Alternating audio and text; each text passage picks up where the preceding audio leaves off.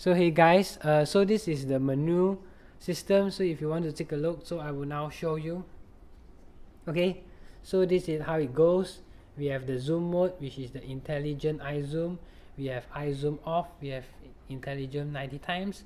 We have the digital zoom at 150 times, and also the digital zoom at 3000 times.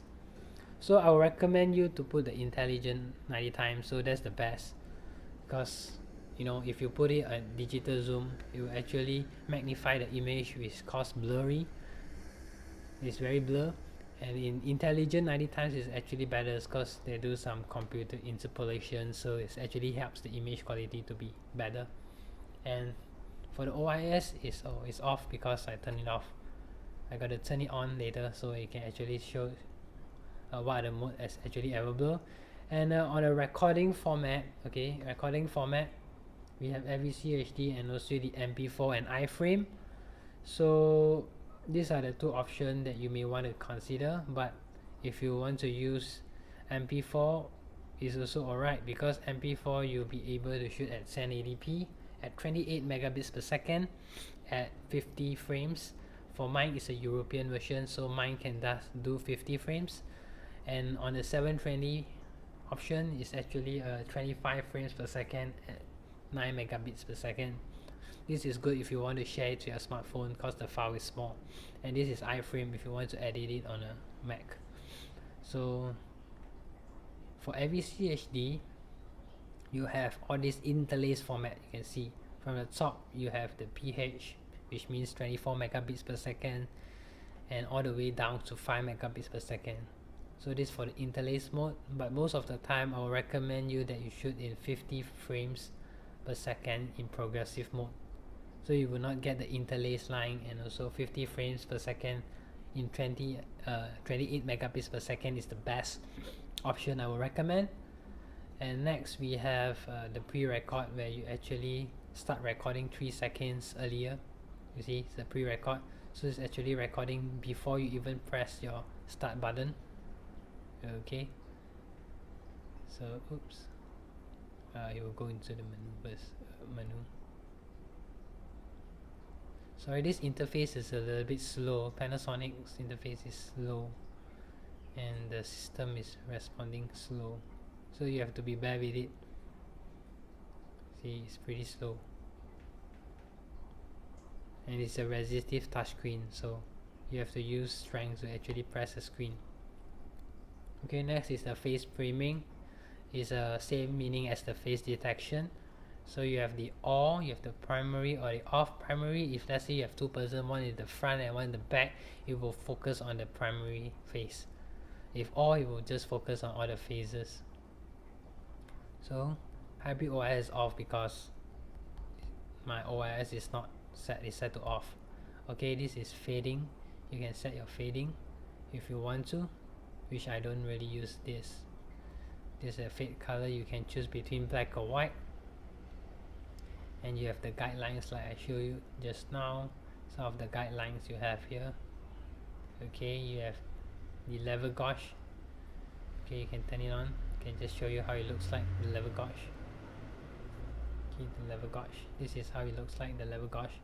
It's a meter there, so you can actually see whether if your camera is tilting, which is pretty helpful if you don't know, your tripod doesn't have the meter, or if you're putting somewhere else that need balancing. That is pretty good to turn it on. So that's the level gauge, and this is the AGS. So AGS, you can see that what it says is that automatically stop recording when the camera is turned upside down, so you actually stop or sideways. Okay, this is actually AGS, which I turn it off. And next we have the auto slow shutter on. So if you turn on the auto slow shutter on, you may be able to use the 25 seconds, 25th of a second shutter speed. If not, maximum it will be 50th of a second, 1/50th of a second. So auto shutter allows you to use a slower shutter speed. So backlight compensation is not on because I'm using a manual iris setting. So if you want to see all this, I guess I need to change it back to the shadow. Okay, okay, now it's available. So yeah, okay, now it's available. You have the backlight compensation, you can set to off or on. Okay, this is the intelligent contrast. Sorry, this is the intelligent contrast. You have off or on, and we have the Telemacro, so it actually zooms in to actually focus on distance, like, you know, max optical zoom and focus only on subject. If you're focusing on a flower at a long distance, then Telemacro is the best option. But if you're filming closely, yeah, then it's not recommended that you use it. This is a night mode. Can you see this is a night mode? You have the color night mode. You can able to film at low light condition at up to 1 lux. So low lux, you can use it as a low lux, 1 lux.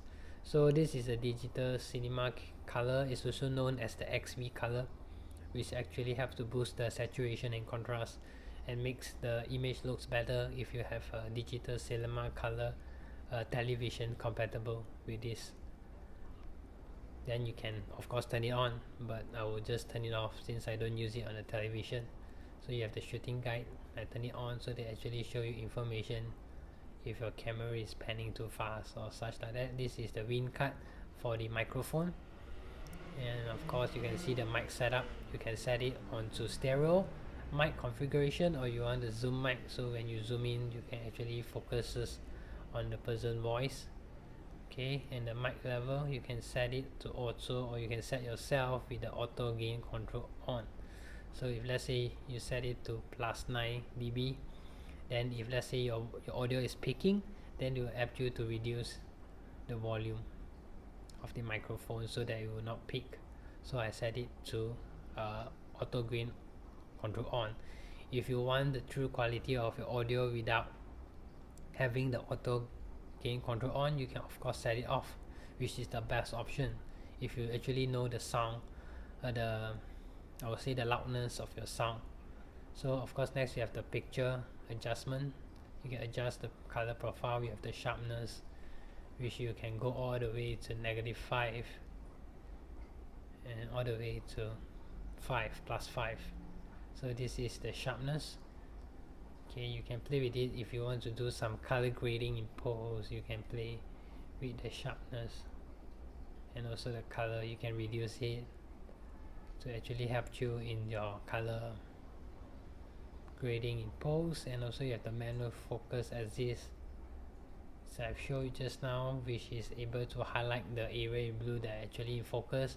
It actually works as the same as the focus picking, and we have, oh yeah, and that's it. And so the O.I.S mode, so I need to turn the O.I.S mode on to be allow you to see what is actually recording.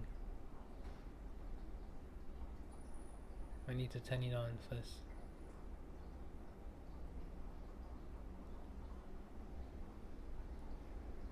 Okay, it's on now.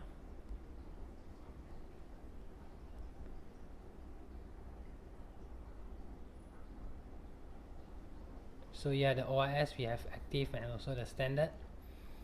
Okay, so after you can pair yourself whether use a standard or active, and you of course you can use it with a hybrid O.I.S to improve your stabilization. For me, I think the hybrid O.I.S works pretty well. Even if you zoom in at 90 times intelligent zoom, you still get a pretty shake free, I would say, kind of video, so it's pretty good. Okay, so that's it. And you have some of the setup here. You have the display on or off, whether you want the display to be on to show all the current information on the screen. You have the clock set, you have the set word time, you have link clock to summertime off or on, you have the date or time, you have the date format here, you have the year, month, day, or you can choose yourself Monday, year, of course the day, month, year as well. You have the zoom record display, you have the O.I.S lock display, you have the external display, whether if you want to show that is I would say the information on the external display. If you plug in a TV, this is economy battery, you can see what is it about. So powers automatically switch off when not in use for some time, saving battery. So this is the same, goes to economy AC. You have to alert sound, so that when you press the key you have this sound, which I think is annoying, so I just turn it off. You can just turn it and just see you have the noise, so it's not really sounds really good. So the next is the select operation icons. You can actually select three what are the shortcut keys that you want. So this is the fading, you have the intelligent contrast, pre-record, backlight compensation, telemacro, you have the guidelines, and also the night mode. So this is it. You have the power LCD, which is the brightness of the LCD. You can set it. You have the LCD set. You can set your brightness yourself and your color, how it looks like. And you have the HDMI resolution to output to your television. Here's are the list of options. Okay, and what else we have here and back. Okay, next we have Vera link. Okay, this is the link to your Panasonic TV. You have your TV aspect ratio. You want to play by 16 by 9 or the 4 by 3 on the standard television TV. You have your initial set as well, and sorry about that, it's not pretty good to use with the interface. And of course, these are some of the things you might want to see. The Wi-Fi settings, you have the auto cursor position, number reset, format, media, and media status. We can actually see how much space has been used and the time remaining if you want to shoot in full HD 50 frames per second. So this is pretty convenient. You have the version display demo on. You can see how the O.I.S demo works. You have the software info online manual. Language, you can of course download the online manual from here. You click it. Oh, this is a language. You can see this, I use English, so this is language, and you can have the online manual. You can actually connect it to the USB, or you can just scan the QR code to actually download the online manual as well. So there's nothing much here, so that's it about it. And of course the button, I can just maybe show you what's the Wi-Fi buttons all about. So this is the Wi-Fi, and I click it. Okay, you bring you to this menu. You have the remote control, you have the baby monitor, you have the home monitor, history, DONA, copy, live cast, Wi-Fi setup. So this is about it. So if you want to connect to your phone, it's pretty easy, just by touching the top of an NFC, and you will get connected to the home, or you can connect with Wi-Fi. You have the remote control, you have baby monitor. So this is some of the things that you may get. You can also have a Ustream live cast. Okay, so that's it.